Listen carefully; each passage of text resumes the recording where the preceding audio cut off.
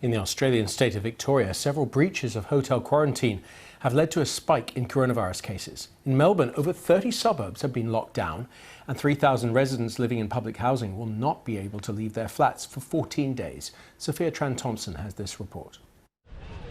Australia has so far weathered the coronavirus pandemic better than many other nations, with just 8,500 cases and 104 deaths.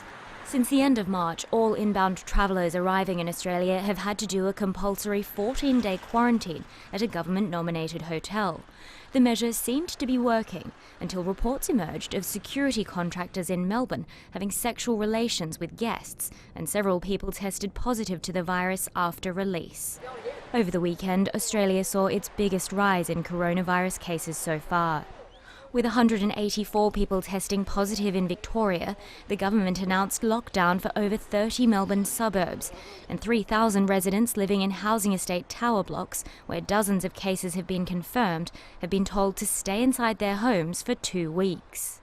Residents say they had no notice, and the arrival of hundreds of police enforcing the stay-at-home measures came as a complete surprise. There are a lot of people in these buildings that have, pre-existing mental health issues. There's a lot of trauma that a lot of these people come from. A lot of them come from war-torn countries. So I think definitely there are a lot of vulnerable people that are going to be affected by this. And I really do hope that this doesn't extend to 14 days because there are going to be really harsh consequences on the mental health of a lot of people in these flats. Epidemiologists say the measures are necessary to contain the virus and that isolating small communities is easier than forcing the whole state into lockdown. I think this has made it clear that, COVID-19 is out there and it's just waiting.